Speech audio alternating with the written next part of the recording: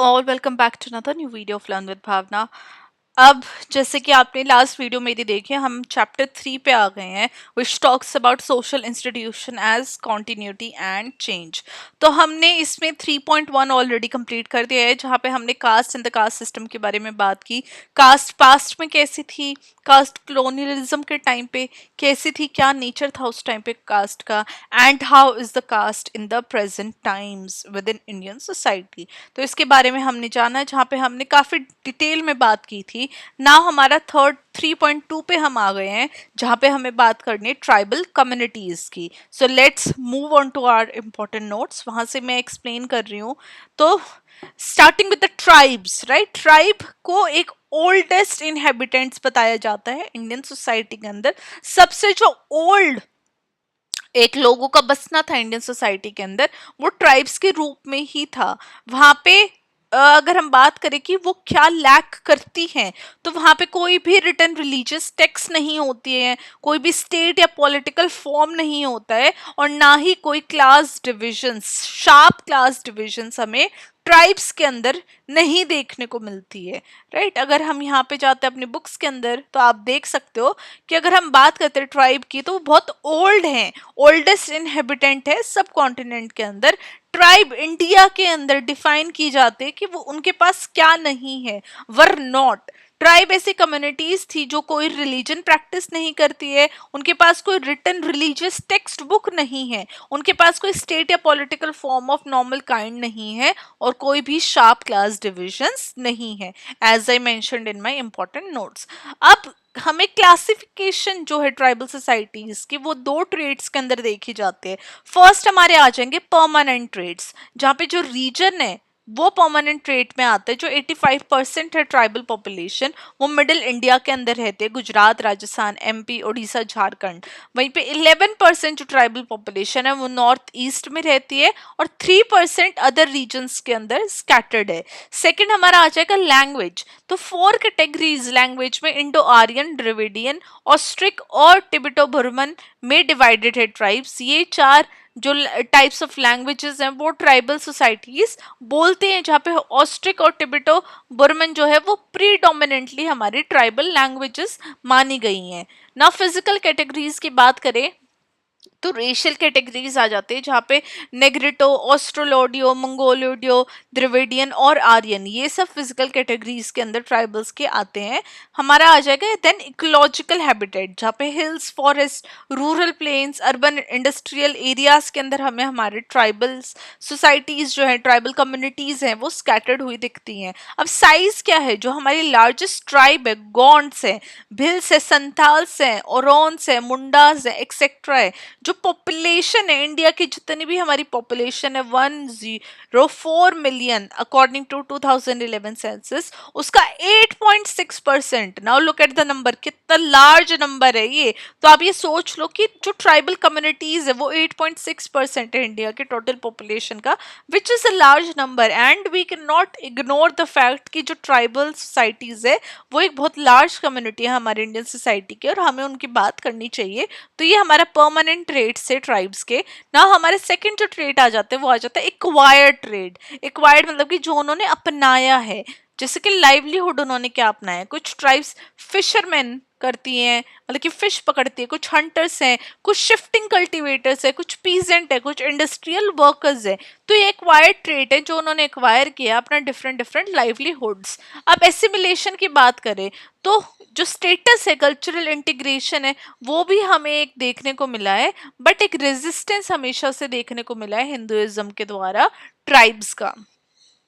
ना एक बहुत बड़ी डिबेट आ जाती है सोशियोलॉजी सब्जेक्ट के अंदर, that is caste tribe continuum debate. जब हम कास्ट ट्राइब कंटिनम डिबेट की बात करते हैं तो हम बात करते हैं आर्ग्यूमेंट्स फॉर कंटिनम, जहाँ पे जो ट्राइब्स हैं वो लेस स्ट्रैटिफाइड है, लेकिन वो कास्ट सोसाइटी की तरह सिमिलर है कुछ एस्पेक्ट में, कुछ तरीके में, बट आर्ग्यूमेंट करते हैं डिस्टिंक्शन की भी, डिफरेंसेस की भी, ट्राइब्स अपने आप में डिफरेंट हो जाते हैं बिकॉज उनके अंदर प्योरिटी और पॉल्यूशन जैसी जो बिलीफ है वो नहीं है। उन वो जो सोसाइटी है, ट्राइबल सोसाइटी, वो इगैलिटेरियन है, इक्वालिटी के ऊपर बसी हुई है। जो उनका सोशल स्ट्रक्चर है वहाँ पे मेन विमेन, जो डिफरेंट कम्युनिटीज हैं, जो डिफरेंट तरीके से जो लोग वर्क कर रहे हैं, वो सब इक्वल देखे जाते हैं। कोई एक एज सच स्ट्रेटिफिकेशन या प्योरिटी पॉल्यूशन वाला बिलीफ नहीं देखा जाता है ना। ट्राइब कास्ट इंटरेक्शंस हमें क्या देखने को मिलता है, एक एसिमिलेशन का मैकेनिज्म है जहाँ पे संस्कृताइजेशन आता है जो कि शूद्र फोल्ड के अंदर इनकॉर्पोरेट कर देता है ट्राइब को। अकल्चरेशन देखी जाती है, मतलब कि जो ट्राइब्स हैं उनका कास्ट सिस्टम के अंदर देखा जाता है मोस्टली, लेकिन वो शूद्र कैटेगरी में ट्राइब्स देखी जाती हैं। जो ट्राइबल आइडेंटिटी है वो कहीं ना कहीं इंटरेक्शन के साथ नॉन ट्राइबल लोगों के साथ इन्फ्लुएंस हो जाती है, और वो कहीं ना कहीं जो ट्राइबल सोसाइटीज हैं उनको एक्सप्लॉइट होता हुआ भी देखा गया है। मतलब कि अगर ट्राइबल पीपल अगर किसी बाहर के लोगों के साथ इन कांटेक्ट आते हैं तो कहीं ना कहीं जो उनका जीने का तरीका है, जो उनके रिचुअल्स हैं, वो कहीं ना कहीं पॉल्यूटेड होते हुए दिखते हैं, वो कहीं ना कहीं एक्सप्लॉइट होते हुए दिखते हैं, जैसे कि हम वेस्टर्नाइज्ड कल्चर से एक्सप्लॉइट हो रहे हैं उसी तरीके से। नाउ डेवलपमेंट का ट्राइबल सोसाइटीज के ऊपर क्या इम्पैक्ट है, तो फर्स्ट हमारा आ जाता है डिस्प्लेसमेंट। मतलब कि एक ट्राइब अगर कहीं पे कोई डेवलपमेंट प्रोजेक्ट हो रहा है, डैम बन रहे, फैक्ट्रीज आ रही है, माइंस आ रही है, तो वहाँ के लोग अगर वहाँ पे कोई ट्राइब बसी हुई है तो उनको वहां से हटा के कहीं और भेज दिया जाता है। भेज भी नहीं दिया जाता तो ऑफकोर्स उनको जाना पड़ता है, बिकॉज उनके लैंड के ऊपर गवर्नमेंट एक्वायर कर लेती है, गवर्नमेंट वहां पे कुछ डेवलपमेंट प्रोजेक्ट ला देती है, जिसकी वजह से ट्राइबल लोगों को जो अपनी प्लेस है, जो अपना लैंड है, वो छोड़ के जाना पड़ता है। जो लैंड ऑफ फॉरेस्ट है वो उनके लिए बहुत ज्यादा इंपॉर्टेंट है उनकी लाइफ के लिए, और उसी का लॉस हमें देखने को मिलता है। इन माइग्रेशन होते हैं, जो नॉन ट्राइबल इन माइग्रेशन है वो कहीं ना कहीं ट्राइबल पॉपुलेशन को डाइल्यूट कर देती है। मतलब कि ट्राइबल एरियाज के अंदर नॉन ट्राइबल कम्युनिटीज जाके बस रही है, तो वो ट्राइबल लोगों का जो जीने का तरीका है या फिर जो ट्राइबल सोसाइटीज एक तरीके से फंक्शन करती है उसको कहीं ना कहीं एक तरीके से पॉल्यूट कर देती है, या फिर उसको एक कंफ्यूजन या फिर एक अर्थक्वेक टाइप ऑफ सिचुएशन ही आ जाती है। आपने झारखंड और त्रिपुरा का एग्जाम्पल सुना होगा कि वहाँ पे जो ट्राइबल सोसाइटीज हैं, वो ट्राइबल पॉपुलेशन जो है वो कैसे पॉल्यूट हो रही है। वहाँ पे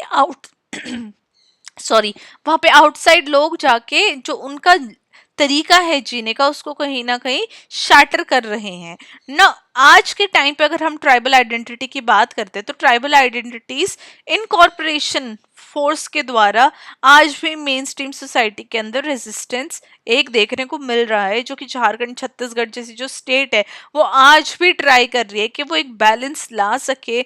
जो उनका तौर तरीका है जीने का, जो उनके कस्टम रिचुअल्स हैं अपने स्पेसिफिक ओन, उनको वो प्रोटेक्ट कर सके। एक एजुकेटेड ट्राइबल मिडिल क्लास भी आती हुई हमें दिख रही है, स्पेशली नॉर्थ ईस्ट के अंदर जो ट्राइबल सोसाइटीज के लोग हैं वो भी अब एजुकेशन लेने की कोशिश कर रहे हैं। वो भी जो हमारी नॉन ट्राइबल सोसाइटीज है, नॉन ट्राइबल ह्यूमन हम जो है कम्युनिटीज जो है उनके अंदर आने की ट्राई कर रहे हैं, जिनको एजुकेटेड ट्राइबल मिडिल क्लास की तरह एसोसिएट या फिर उनको इस तरीके इन टर्म्स के ऊपर डिफ्रेंशिएट किया जाता है ना। ट्राइबल मूवमेंट्स भी हमें काफ़ी ज़्यादा देखने को मिली है जहाँ पे इकोनॉमिक इश्यूज को उन्होंने एड्रेस किया है। वो बात करते कि जो हमारे लैंड और फॉरेस्ट रिसोर्सेज है उनके ऊपर उनका कंट्रोल रहे, उनकी जो कल्चरल आइडेंटिटी है, एथनिक और कल्चरल डिफरेंसेस जो है बाकी कम्युनिटीज से, वो बात करते हैं उसको प्रोटेक्ट करने की, अपनी कल्चरल आइडेंटिटी को प्रोटेक्ट करने की। जहाँ पे जो मूवमेंट्स है वो दोनों पुअर ट्राइबल्स और एजुकेटेड मिडिल क्लास जो ट्राइबल कम्युनिटी है, जो न्यू टाइप ऑफ क्लास है ट्राइब्स के अंदर, वो दोनों इन मूवमेंट्स के अंदर पार्टिसिपेट होती हुई दिखी हैं। नो की ट्रेंड्स की अगर हम बात कर ले तो जो ट्राइब है वो इंक्रीजिंगली अर्बनाइज हो रही है और कहीं ना कहीं वो इंटरनली अपने आप को डिफ्रेंशिएटेड फील करती है। तो ट्राइबल आइडेंटिटी विद सोसाइटी के अंदर जितने चेंजेस आए हैं, ट्राइबल आइडेंटिटी के अंदर भी हमें चेंजेस देखने को मिले हैं जो कि एक्सटर्नल फोर्सेस के द्वारा ज़्यादा देखने को मिलते हैं और प्रोमिनेंट हो गए हैं। ऑफ कोर्स अगर आप किसी भी सोसाइटी के अंदर, कम्युनिटी के अंदर बाहर की कोई चीजें जा रही हैं, चाहे वो थिंकिंग ही क्यों ना हो गई, तो वो कहीं ना कहीं लोगों को इन्फ्लुएंस करेगी अपने अंदर चेंजेस लाने के लिए, और वो ही हमें ट्राइब्स के अंदर भी देखने को मिलता है। ना ये हमारे ट्राइब का जो पार्ट था वो कंप्लीट हो गया, 3.2 इज कंप्लीट, जहाँ पे हमने ट्राइबल आइडेंटिटी टुडे टाइम में भी बात कर लिया। अब हमारा 3.3 आ जाता है फैमिली एंड किनशिप का। ना अगर हम बात करते हैं फैमिली एंड किनशिप की, तो जो फैमिली है वो अपने आप में एक प्राइमरी सोशल इंस्टीट्यूशन है किसी भी इंडिविजुअल की लाइफ का। हमें डुअल नेचर देखने को मिलता है फैमिली का, जहाँ पे फैमिली पॉजिटिव नेचर भी प्रोवाइड करती है, जहाँ पे वार्मथ मिलता है, केयर मिलती है, सपोर्ट मिलती है। लेकिन वहीं पे फैमिली के कुछ नेगेटिव ट्रेड्स भी हैं, जहाँ पे फैमिली में कॉन्फ्लिक्ट देखे जाते हैं, वायलेंस देखी जाती है, इनजस्टिस होती है, जहाँ पे फीमेल इन्फेंटिसाइड हो रहे हैं, प्रॉपर्टी डिस्प्यूट हो रहे हैं, जो मेल फीमेल की जो पेट्रियार्की, जो हायरार्कीज हैं फैमिली के अंदर, हमें वो बचपन से देखा जाता है। तो फैमिली अपने आप में एक पॉजिटिव, बिकॉज जब हम फैमिली की बात करते हैं तो हम मोस्टली पॉजिटिव ट्रेड्स देखते हैं, बट नेगेटिव ट्रेड्स भी हमें फैमिली के देखे जाते हैं, और उनके बारे में बात करनी बहुत ज़्यादा ज़रूरी है ना। अगर इंटरकनेक्टेडनेस की बात करें तो जो फैमिली स्ट्रक्चर और जो फंक्शनिंग है वो सोसाइटल स्ट्रक्चर पे ही वर्क करती है। उसी तरह जैसे सोसाइटी वर्क करती है वैसे ही हमारी फैमिली वर्क करती है। सोसाइटी के अंदर पॉलिटिकल, इकोनॉमिक और कल्चरल सिस्टम्स हैं, स्ट्रक्चर्स हैं, वैसे ही फैमिली के भी हर एक फैमिली के अपने अलग पॉलिटिकल, इकोनॉमिक और कल्चरल सिस्टम देखने को मिलते हैं। अब ये जो स्ट्रक्चर्स है फैमिली के, ये विद टाइम चेंज हुए हैं, जो कि ब्रॉडर सोसाइटल चेंजेस सोसाइटीज की वजह से इन्फ्लुएंस हुए हैं, चाहे वो माइग्रेशन हो किसी भी फैमिली में, एम्प्लॉयमेंट पैटर्न्स का चेंज होना हो, या फिर सोशल नॉर्म्स चेंज होना। फॉर एग्जाम्पल अगर आप वुमेन हेडेड फैमिलीज की बात करोगे हिमालयन विलेजेस के अंदर, तो वो वुमेन हेडेड फैमिलीज इसलिए बन गई थी बिकॉज जो उनके मेल जो पार्टनर्स थे फैमिली के अंदर वो बाहर जाके वर्क कर रहे थे, तो विमेन को अपनी फैमिली के लिए स्ट्रॉन्ग लीड लेनी थी, इसलिए वो जो फैमिलीज थी उसको विमेन चलाने लग गई। अगर दूसरा एग्जांपल लेंगे तो ग्रैंड पेरेंट्स अब केयर गिवर्स बन गए हैं, राइट, बिकॉज अब दोनों जो पर्सन है फैमिली के अंदर, male and female, mother and father, husband and wife, दोनों अब काम कर रहे हैं। दोनों का अर्न करना बहुत ज़्यादा ज़रूरी हो गया अर्बन एरियाज़ के अंदर अपनी फैमिली चलाने के लिए, फैमिली में अर्निंग लाने के लिए, बच्चों को पढ़ाने के लिए, खर्च निकालने के लिए। तो ग्रैंड पेरेंट का जो रोल है वो केयर गिवर का बन चुका है। तो ये जो स्ट्रक्चर्स है फैमिली के वो विद टाइम चेंज हो रहे हैं, और यही जो चेंजेस है फैमिली के स्ट्रक्चर्स के अंदर, ये कहीं ना कहीं कल्चरल वैल्यूज और नॉर्म्स के अंदर भी चेंज लेके आते हैं, और ऐसे चेंज कहीं ना कहीं रेजिस्टेंस भी फेस करते हैं, चैलेंजेस भी फेस करते हैं। और यही जो स्ट्रक्चर्स हैं फैमिली के चेंज होते हुए हमें देखने को आप भी अपनी डेली लाइफ में भी फील कर रहे हो, एक्सपीरियंस कर रहे हो, आपने भी फेस किए हों। अब बात कर लेते हैं टाइप्स ऑफ फैमिली। तो फर्स्ट हमारी आ जाएगी न्यूक्लियर फैमिली, जहाँ पे वन सेट ऑफ पेरेंट्स रहते हैं अपने बच्चों के साथ, वो हमारी न्यूक्लियर फैमिली हो गई। वहीं पे एक्सटेंडेड जॉइंट फैमिली भी देखी जाते हैं, जहाँ पे एक से ज्यादा कपल देखा जाता है, मतलब मल्टीपल जनरेशंस एक साथ रहती है,